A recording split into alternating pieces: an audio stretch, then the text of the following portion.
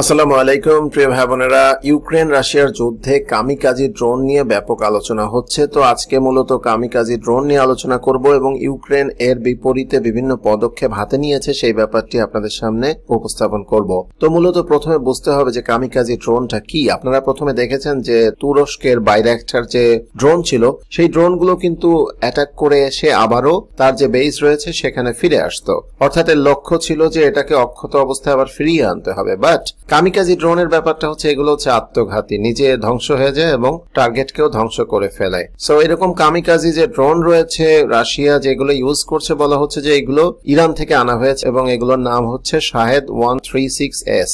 এরই একটা উন্নত ভার্সন যেটা আবার নাকি রাশিয়া মডিফাই করছে নিজে থেকে। তো আমেরিকার তৈরি বিভিন্ন কামিকাজি ড্রোনও রয়েছে যেগুলো যে টার্গেটকে নিশ্চিহ্ন করে দেবে এবং সেটাও ধ্বংস হয়ে যাবে। এরকম ড্রোনও কিন্তু ইউক্রেনকে দেয়া হয়েছে। তবে রাশিয়ার এই যে ইরানের তৈরি যে শাহেদ 136S এটা খুব বেশি কার্যকরী ভূমিকা পালন করছে এবং ইউক্রেনের তরফ থেকে বলা হচ্ছে যে রাশিয়া নাকি ইতোমধ্যে আরো 2400 এরকম কামিকাজি ড্রোন ইরানের কাছে অর্ডার দিয়েছে। তো কামিকাজি ড্রোনটা মূলত এরকম একটা কাঠামো যেটার পেছনে থাকে ইঞ্জিন প্রপেলার, এটা দিয়ে মূলত সেটা উড়ে যায় এবং এর মাথায় থাকে সেন্সর, একই সাথে এটাই হচ্ছে বার্স্ট হয়, মানে যখন এটা টার্গেটকে আঘাত করে তখন এটা ফেটে যায় এবং এখানেই থাকে সেন্সর যেটা বুঝতে পারে যে কোথা থেকে গতিপথ কোথায় কোথায় নিতে হবে। তো এরই বিপরীতে ইউক্রেন এখন ক্রাউড ফান্ডিং শুরু করেছে। তারা ইতোমধ্যে 4 মিলিয়ন ইউএসডি কালেক্ট করতে সক্ষম হয়েছে, যেটা দিয়ে তারা অ্যান্টি ড্রোন সিস্টেম কিনবে। তবে তারা এখনো পর্যন্ত ক্লিয়ারলি জানায়নি যে তারা কোন অ্যান্টি ড্রোন সিস্টেম গুলা কিনবে।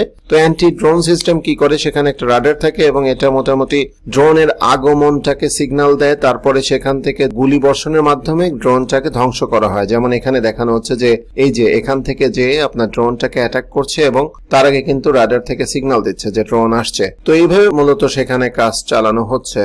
তো বরাবরের মতোই কিন্তু ড্রোন এই যুদ্ধক্ষেত্রে ব্যাপক একটা কার্যকরী ভূমিকা পালন করছে, যেটা আমরা দেখে এসেছি যে তুরস্কের বাইরাক্টার এই ড্রোনগুলো যুদ্ধক্ষেত্রে চিত্র পাল্টাতে ব্যাপক সহায়তা করেছে। আর বর্তমানে আমরা এই কামিকাজি এই ড্রোনগুলোর ব্যবহার লক্ষ্য করছি।